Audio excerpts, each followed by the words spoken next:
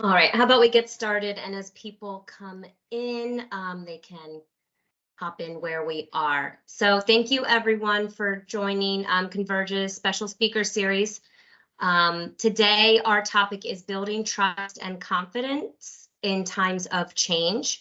Our guest speaker is Jamie Doran, but Mark will introduce her a little bit more in a minute. Just some housekeeping items. Everyone is muted and off camera. If you do have any questions, feel free to put them in the chat or Q&A, and I will be monitoring that and can jump in and get that answered from Jamie or Mark. So Mark, I'll give it away to you. Okay, thank you. Well, I'm excited to have Jamie join us. I read over some background on Jamie a couple of times today and last week, and boy, talking about trust and confidence in times of change. Her firm has certainly gone through some significant change. I'm going to allow her a lot of opportunity and leeway to talk about that change, and then we'll pepper her with some questions throughout the way, and hopefully we'll all get some great takeaways from this, because it's been a really interesting ride over, I don't know, Jamie, is it 30 years that the firm has been around, something like that? 43 years, yeah. Okay. I've not been here that entire time, but yeah, 43 years. Got it. So let me start by a little background. Jamie Doran is the co-managing partner and design firm JacobsWyper Architects. She's a licensed architect with more than 33 years of experience, has held leadership position at JacobsWyper for more than 7 years.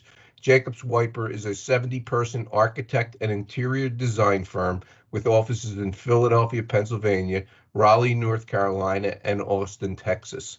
JacobsWyper's design philosophy and culture is one that values responsiveness, creative problem solving, and respect for the environments that we all inhabit.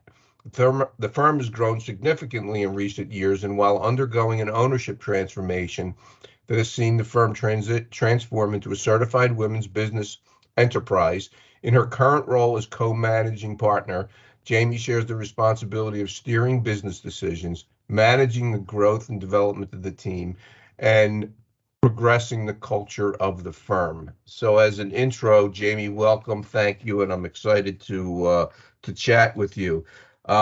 As we get down to this, can you sort of give me a high-level background of that transition? I know 40 some odd years is a long time, but Sure. you did a great job in your summary to me, and I'd like to hear exactly your transition to where you are today, and then, like I said, I'll ask some questions. Okay, and thanks for inviting me to be here today, and thanks to all of you that are giving us some of your time today to sit in on this conversation. So JacobsWyper was founded here in Philadelphia in 1981 by Terry Jacobs and Jamie Wyper, hence the name JacobsWyper. Their early projects were largely residential, but the work kind of spread into other markets, into larger scale projects in the corporate and higher ed markets and others. Interior design became an important part of our business model in the late 80s, and it remains important for us today. So really over the course of the first 25 years of the firm, partnerships were offered to 4 other key team members, and 3 of them ultimately didn't remain with the firm. The 4th one did, Eric Bone, he's still here with us today. And around 2016, the firm initiated an ownership transition process in which 4 more key team members would gradually buy into and take over the firm. So those 4 included myself, Magda Kraft, Christine Hofnagel, and David Searles. We're all practicing architects. And then over the last 6 years, we've added 2 more offices. That's the Raleigh and the Austin locations to address increasing opportunities in those regions.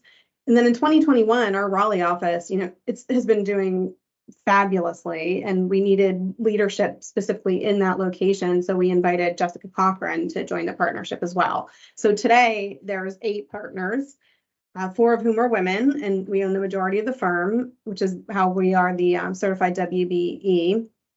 And then in 2022, the managing partner role transitioned from Jamie Wyper, one of the founding partners, to co-managing partners, and that's myself and Jessica Cochran in Raleigh. So we're now in charge of guiding day-to-day operations at the firm. So I've been here for 14 years. I've been working as an architect for 23 years. I've been at JWA for 14. Started as an architectural designer and 7 years later, now I'm owner and partner. So it's been a lot of change over several years. Sure, an interesting story and a lot to unpack for sure. The first point I'd like to address is sort of that ownership transition going from the original owners to 4 new partners, and then several of those partners leaving, and then the evolution of bringing in some additional all of that is just mind-boggling change. And so talk to me about that, and talk to me about how you handled that and how you kept the ship going in the right direction. Yeah, I actually think when you say it in a quick summary, it sounds like it was a lot. But when I first bought into the partnership in January of 2017, I had already been a senior associate there. I was already involved in elements of firm management. They involved us in a lot of conversations. We didn't necessarily have a vote in anything that was being discussed, but we were involved in the conversations and familiarizing ourselves with everything that happens in the background of an architecture firm. So I think while on paper it seems like it was a lot of change in ownership really quickly, in the reality, I think it was kind of a very safe and steady transition. Having been in this role now 7 years, I think that steadiness and the pace of it made it easier for our existing team members to accept that change.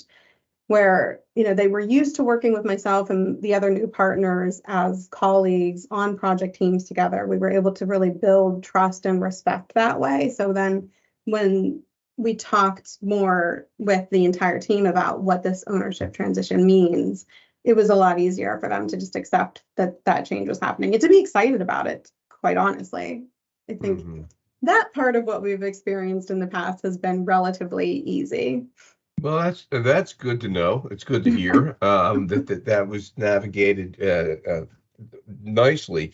On a personal note, going from, and you said you've been involved in management for some time, even though you were a significant contributor to the firm as an architect. Right. What has that personal transformation been like, from going to somebody who's technically excellent at what they do with a little bit of involvement in management to ultimately, okay, I'm making the decisions now for 70 employees. So Tell me about that.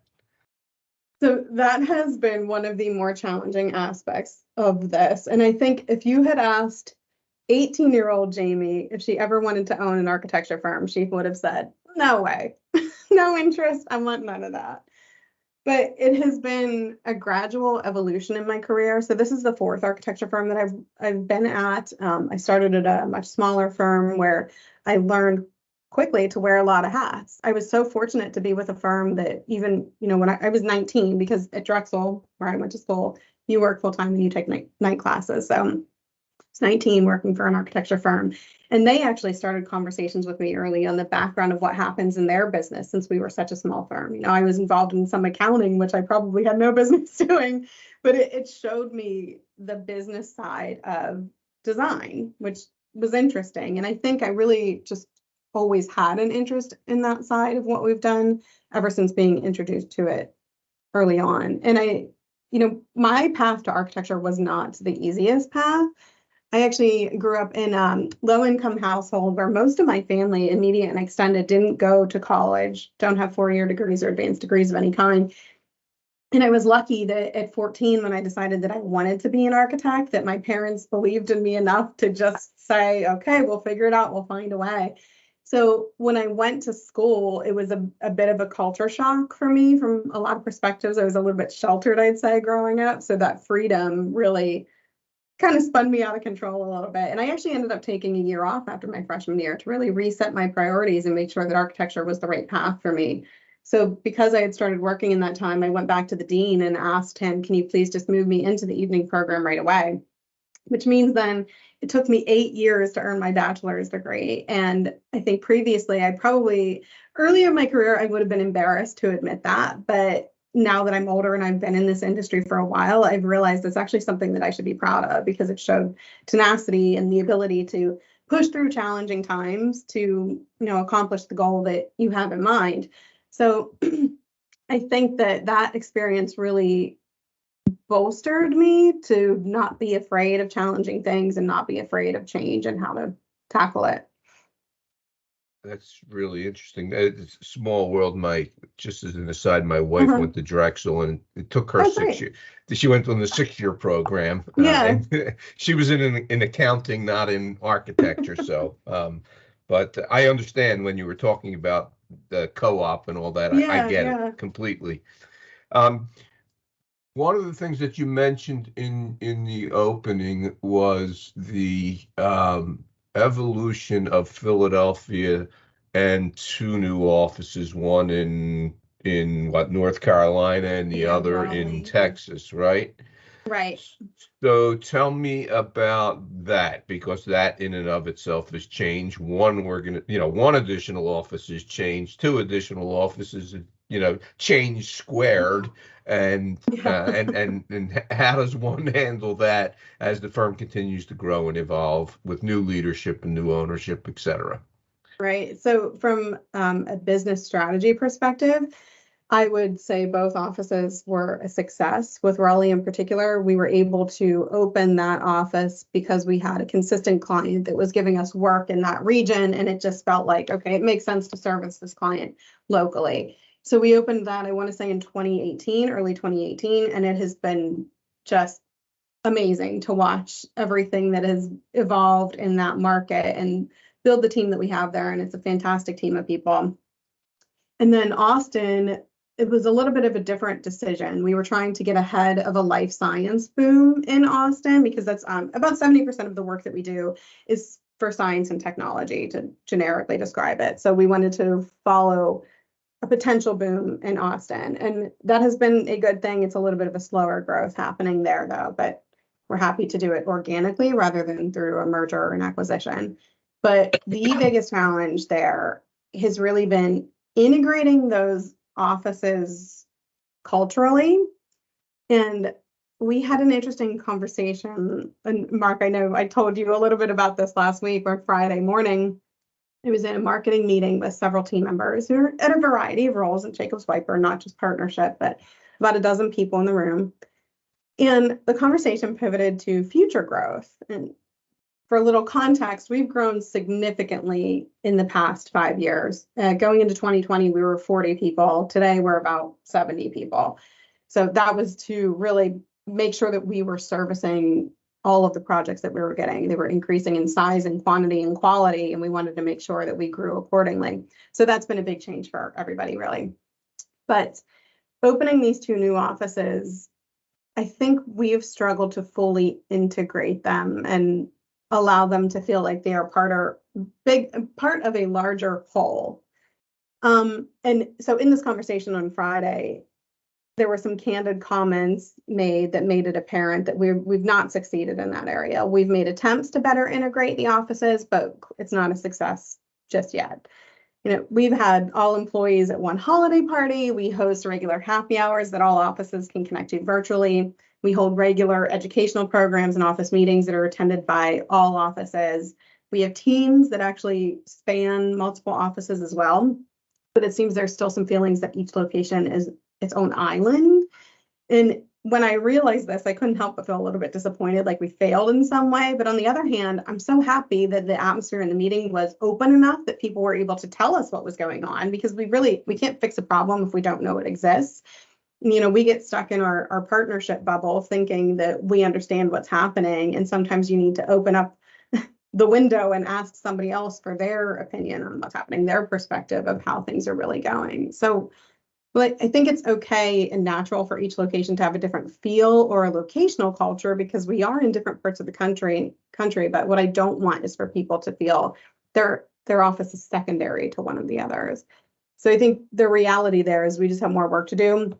We need to brainstorm on next steps and have those conversations with people about their perspectives and their thoughts on what we could be doing better. And it may just be, we have regular gut check conversations with a larger audience to make sure we're hearing voices and ideas about cultural integration. We're mindfully increasing interactions between all of leadership and the offices in Raleigh and Austin, instead of saying, okay, this partner manages that office and this partner manages that office. I think we need to show our faces a little bit more across all three locations. So that's been Interesting. challenging. Yeah, I mean, yeah, right. Change is not a straight line, right? We know Right. that, and Yeah. not all of change, not each piece of change is gonna be a win all the Yeah. time. And thus the title of today's discussion, Trust and Confidence. Obviously, those employees had enough trust and confidence in your leadership to bring that up during the meeting, saying, we Right. don't feel like we are quite there yet. We're not Right. integrated and so forth. And so that's change, right? I mean, it's they handle the good stuff it's great, right? Thumbs Yeah. up, everybody's happy, but there's also bumps along the road. So I give you Absolutely. credit for, your employees and building a culture that is open to that and challenging and pushing back on change that may not be sitting well with them Right. at the particular time. So one of the other things that was interesting that you mentioned, and I read in your background and summary, is I believe there's 8 partners right now. Yeah. That to me seems like it would be difficult to make decisions for the good of the organization with 8, Right. probably strong-willed, intelligent, driven people. Tell me about the dynamics. I'd love to be a fly on the wall, listening to Yeah. some of those conversations. They're definitely interesting conversations, and you're right. It is 8 very distinct, strong personalities. It's actually simpler than you would assume. I think most people probably would guess, when you have those kinds of personalities in the room, that maybe there's more tension or arguing, but there really isn't. I think it helps that we all respect one another and we understand each other's strengths and weaknesses, and kind of it feels like you're married to 7 other people, to be honest. You just have to figure out how to compromise with one another. And so every Monday morning we'll have a brief partners meeting to decide anything that's, any immediate issues that need to be discussed among all of us. It's 15 minutes on a Monday morning. And then we have a larger format meeting every 6 weeks or so to discuss larger issues and business strategies. And then, generally speaking, it's on Jessica and I as co-managing partners to present issues with context and research. So when we do come together, we can have a discussion and come to a consensus. And while, technically the structure of our company, we could put things to a vote and make decisions that way, but that's not how we want to operate. We believe in finding consensus in all of our decisions. So it's interesting, in the 7 years that I've been a partner here, I really cannot recall a decision that was made without all of us coming to an agreement on how to take the next steps. And some issues obviously get pushed through a lot faster than others. Some require additional conversations, but eventually we all decide that what's best for our partnership and best for the firm. So I consider myself to be incredibly lucky that even though there are 8 of us, we really understand how to work together to get things done. And it's all about communication. I mean, so much of life and business comes down to communication. Sure. Switching gears to culture a little bit, and through this change, I think you said you've doubled in size. I know you gave an example where you went from 40 to 70, but Right. along that line, along that road of change, you've actually doubled in size. How Right. does one maintain organizational culture, especially given this backdrop that you go from the original founding partners through an evolution of additional partners to the 8 partners that are there today? Has that culture evolved over time as the leadership has evolved over time? And I'd love your thoughts on that. I mean, it has changed, but I think we've just built upon what was already here. So one of the main reason that, I mentioned this was the 4th firm that I've worked at, and the reason I've decided this was my home is because I really appreciated the culture that was here. I had been at other firms. architecture is still very much like a male-dominated field. So I'd felt stifled at some other positions where other firms where I felt like I was going to sit in that position for quite some time and not see any growth, not see the kind of responsibility I wanted to take on. And when I landed here, and we were only about 20 people at the time, I found that the partners that were here were really willing to give you responsibility if you wanted it. And it was kind of an all oars in the water approach to most of what we did here. And if I showed an interest in business development, they were more than willing to bring me into the fold of that part of what we do too. So I saw so much potential for growth here, and I saw that I was allowed to express opinions and my voice could be heard here. And that meant the world to me because I think, you know, when I was younger, maybe I didn't find my voice. But at that point in my career, when I landed here in my like late 20s, I wanted to have a voice and I wanted it to be heard and I wanted it to matter. So I think we had a great culture then, and all of the partners buy into that culture. And even as they brought myself and my other partners on board, we all completely believe in that culture. So we've just continued to build on this idea of, you know, allowing people to have a voice here, encouraging people to speak up, you know, steer your own career path. If you have some goals, we want to hear about them. We want to find where your goals align with the firm's goals and just continue to build the team organically. As we feel like that really builds a lot of trust and loyalty among the team when we're listening to people's voices and helping them grow in their own way. So I think we've done a really great job in maintaining the culture that way by being so open. But I noticed the biggest struggle is maybe with the team members who have been here for quite some time, you know, at least as long as I've been here or even longer. The biggest struggle has really been for them. And I think, and not all of them, I think it's not a fair statement to say that it's been a struggle for all of them. But I think what we could have done better was to be more communicative about why we were growing. I think we assume people just understand why we're growing, but we need to be more transparent about the real reasons, because what we never ever want to be is a hire and fire kind of firm. There are some design firms that will hire a large group of people because a large project came in, and then as soon as it's done, that group will end up being fired. We never want to be that firm. So we're really intentional about our growth and making sure that we're hiring the right people to support the work that we have today, but the work that we want to have in the future as well. Which is why we also have said that there's a cap on how big we want to be. We never want to be a firm of hundreds, but we'd probably be okay at 100 people and across multiple locations. But even communicating goals like that to our team, that stuff needs to be said. I think we were kind of explaining in dribs and drabs, but we could have been much better about explaining all of the whys, the whens, and the hows to people.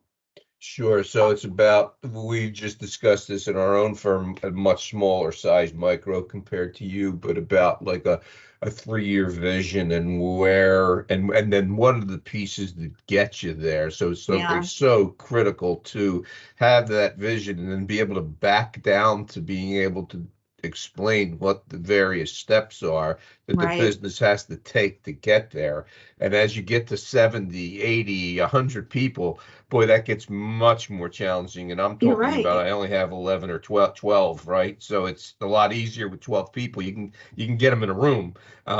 Whereas with 70, it's a lot more challenging. But so, you know, just give me a little more flavor around that issue and growth. And so, and you hit the nail on the head of that. You kind of had to sit down and make a plan and then outline a path to achieve those goals. And that's actually exactly what we did. Well, all the partners and principals came together 2 years ago, maybe a little bit more, when we realized, wow, we are seeing a lot of growth and we really need to get a handle on this and understand what it means for the structure of our business.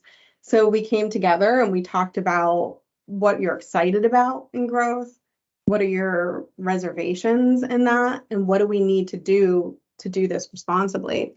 And that 50-person count there is kind of a tipping point. I know, definitely in architecture, I assume probably in other businesses too, where we really had to look at the way we operate and build in other processes and infrastructure in order to support a team of that size. So we laid out that map We had to add new roles that we've never had in the past. So we hired a director of people and process, which is like almost a little bit operations and a little bit HR. We hired truly an HR specialist. From the design side, we sought a building envelope expert and a BIM manager. So BIM is the technology that we use to develop all of our construction documents. And we hired extra marketing support. And those roles, I think what's scariest, in quotes about those roles is it includes a lot of non-billable time. Yeah. So the partnership really needed to come together to understand that doing this is a necessary investment in the way that we do business so we can continue to push ourselves, go for bigger, better work and make sure you've supported your way that you can take it on and you can just keep taking on more of that. And even aside from those roles, some of our processes really required a lot of reflection, we'll say. We had to completely overhaul our company manual. It hadn't been updated since 2015. So now, it easily doubled in size. And we built in a lot of processes into that manual too. We've overhauled our design standards to make sure that every project team is developing documents that look like they're coming from the same place. So we've got a team here who publish standards. We completely overhauled our recruiting, onboarding, and orientation program. We formalized the way that we utilize technology, the stuff that we have access to and that we've adopted over the recent years, which has been a challenge. And then we've also formalized several committees that address things like education, technology, DEI, sustainability, mentorship, internship. So we've got a lot more structure today than we've had in the past. And it's necessary, right? That infrastructure, Absolutely. the foundation is required in order to be able to get the growth that you want. Absolutely. And to continue on the trajectory that you want. And it was great that we got that buy-in from all the partners, understanding that we needed to do this. And it means it's going to be a little bit painful and the profitability might suffer a little bit because it's a lot of overhead, but it's what we need in order to do our jobs effectively and really to set ourselves up for success. Because I know there's another tipping point when we get to 100 people. Yeah. And I want to make sure that we've built in some of what we would need at that point too. Yeah. Tell me about like organizational values, right? We talked a little bit about culture, but tell me about like what are those things that are non-starters in your organization? Like the things that these are our North Stars or our North Star, and this is what we're going to follow, and we'll never be distracted from anything other than doing this. Do you have that kind of intentionality amongst the partners or amongst the managing partners around organizational values and why they're important? We do. We absolutely do. Our design philosophy and our culture is really one that values responsiveness and creative problem solving. So, we're a team of mostly architects and interior designers. So we're all passionate about design and creating space. And I think one of the most interesting aspects of what we do is we need to really understand what the building or the space wants to be based upon the needs and wants of the people that occupy them. So we don't like to lead with our own design egos and what we think is the appropriate design solution. We really want to put ourselves in the shoes of the people who will occupy that space. So you really, you have to have that ability to put yourself in someone else's shoes and hear what they're saying. And when they're asking us to create something for them or their organization, you have to be mindful of the fact that that client is really trusting you with their time, their money, their business strategy. It's serious stuff for them. So we need to put the client's priorities before our own design egos. And really, when a problem arises, because if you've ever been through a design and construction project, problems always arise. Our team really needs to respond quickly, to get creative about proposing solutions, and to work collaboratively with the client and the overall design team to address any issues. So for us, it's client service is number one. Design is number two. Interesting. So we've talked a lot about change and the challenges of change and the successes that you've recognized. And one of the things that we talk a lot about not only our own firm, but with our clients, and we see a lot of them focusing on this topic is, the idea of it, how do you keep employees engaged when you go from 20 to 40 to 50 to 70 to 100 employees, Yeah. and you go through all this change in ownership and so forth. Not everybody has a financial interest, right? Some employees may be earlier on in their careers, and they're looking up and they're going, my goodness, what is happening? It seems like we're spiraling out of control. We can't keep up with the amount of work, right? So forth and so on. And you're smiling, so I know you've experienced some of this. Oh, yeah. So how do we do that in throughout change, keep people engaged? It sounds like it should be easy, but I know it's not. Right. And really for us, we like to ask for people's thoughts and their feedback, and we want to have that open communication. And there's also a little bit of commiserating that needs to happen. I think, we have an open floor plan in all 3 of our locations. So you can see what everybody else is experiencing day to day. You can read the stress on somebody's face. So I think we could see in one another, yeah, I see this design team, this project team is stressed by the workload. And they also see, myself and my partners, we're stressed by trying to control it, by trying to address the problem and, get things done. I think there's a little bit of positive, there's something positive about being able to commiserate in that way, that we're all sort of feeling this pain together. But beyond that, I mentioned we want to hear people's thoughts and feedback. So, for example, we're looking to move our office this year. We started this process a year and a half ago, and it has not been a super easy one. But when we started the search for the new office, we actually sent out a survey to the entire team, asking a lot of questions about what their ideal workplace would look like. And those results informed what we're looking for, where we're looking to move, and what the design will ultimately be when we do move. And, also we've learned when we're considering adopting new software, that's one of our other huge challenges, is we need to take the time to first get some insight from the larger team to really understand what implementation challenges we might encounter, and really tailor that implementation to our team. We've adopted software in the past where we allowed maybe that organization to teach our team how to use it, but it doesn't work, because we need to know what our team's actual goals are and then tailor the training to exactly that. So when we pivoted, and we've done that, and when we pivot and do that, we have to ask for people's feedback on, how do you want to use this? How will this improve your day-to-day? So we're not just creating a slog of work, but so people are trying to design, but now they have to stop and learn this new piece of software where they may not even use half of the features there. So we've got a whole committee here that evaluates software, that solicits feedback before we roll out anything new, since we've stumbled over that one a couple times already. So we're learning. So you led me into my next question, and you may have answered it. And so it was, okay, the importance of engagement in terms of growth of the organization, some of the challenges associated therewith. And it seems like you have some, whether they be formal or informal, methods of gauging that level of employee engagement and involvement. Is that accurate? Yeah, absolutely. I mean, our team, if I ask them, they'd probably say they're sick of surveys. We want the feedback. So we use Microsoft Forms surveys occasionally. We try to keep them pretty brief, because we do understand surveys are not fun. It's nice to have your survey voice fatigue. Yes, absolutely. Right? Absolutely.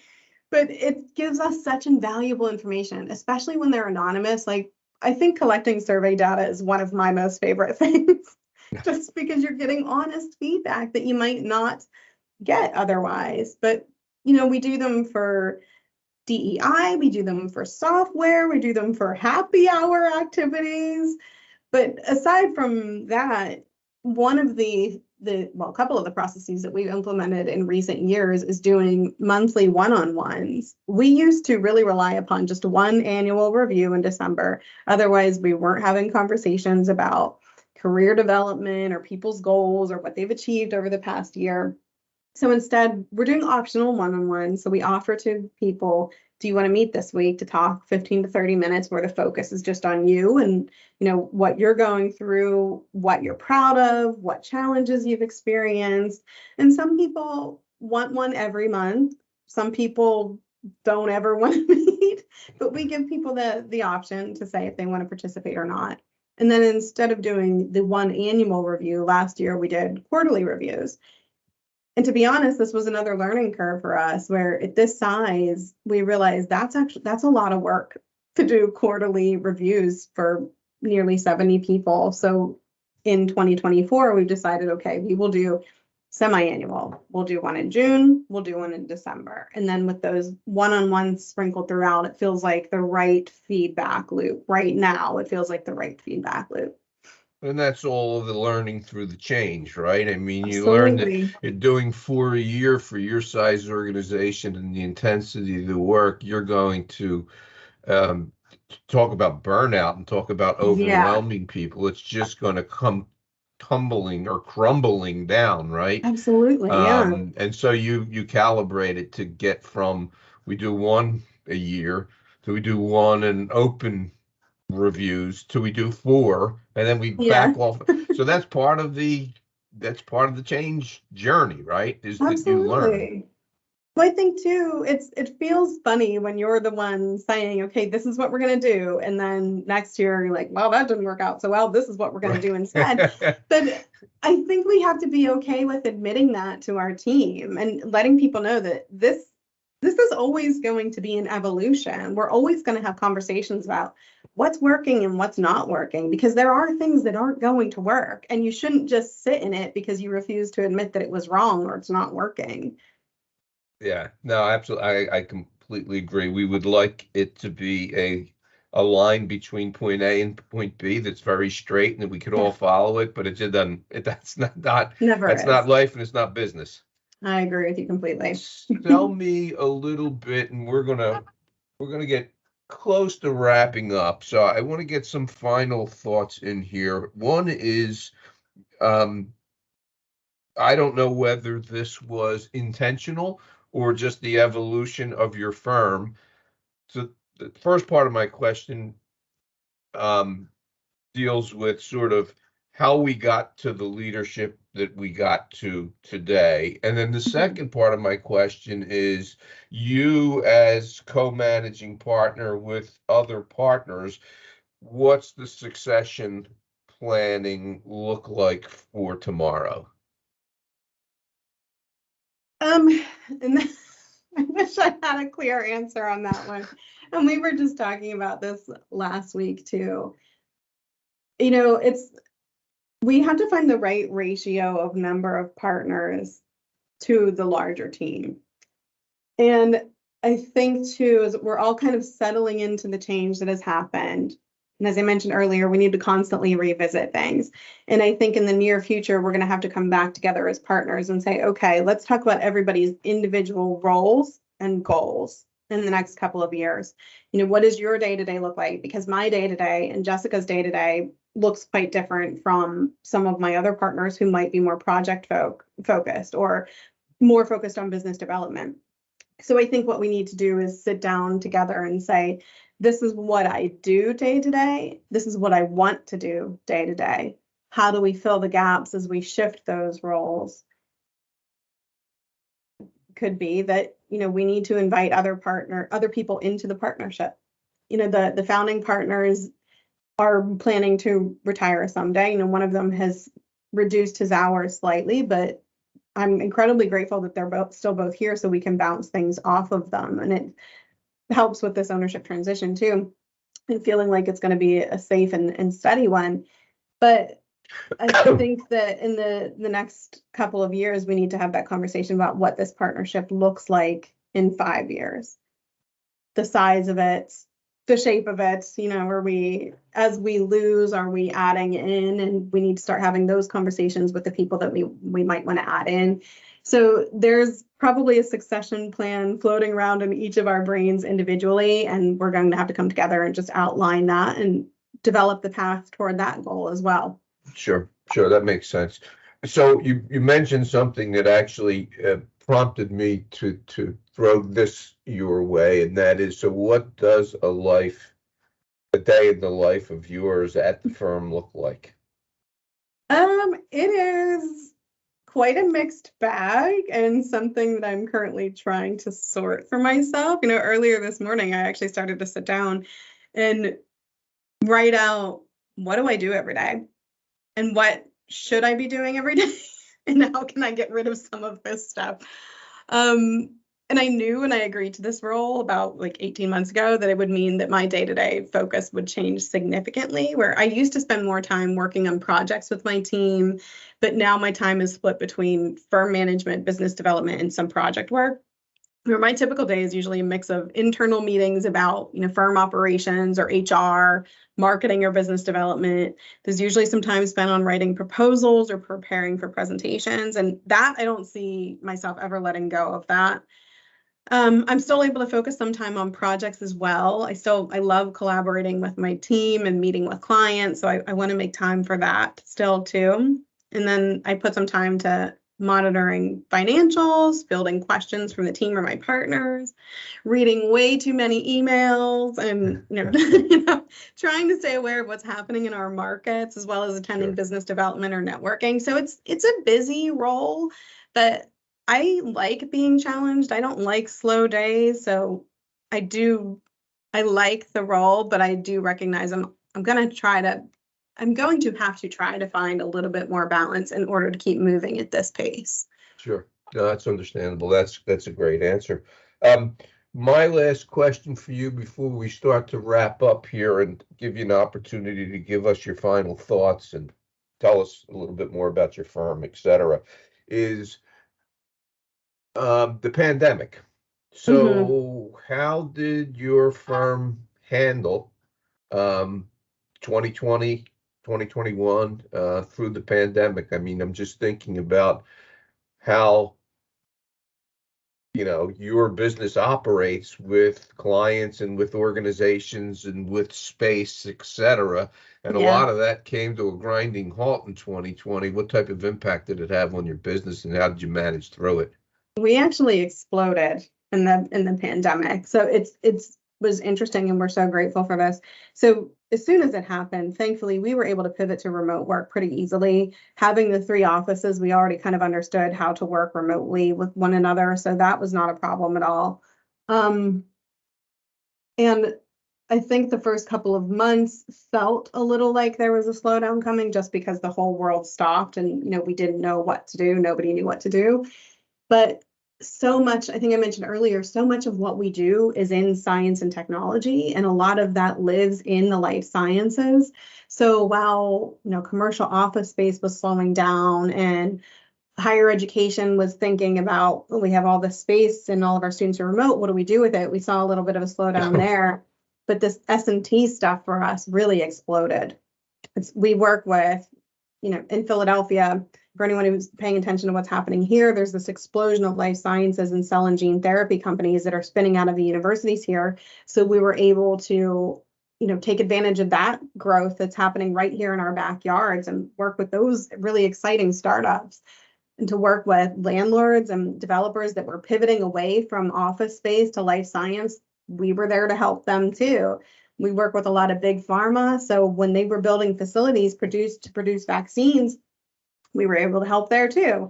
So that was one of actually the biggest drivers behind our growth, because that was in 2020, we were about 40 people. And, here 2024, that's that jump from 40 to 70.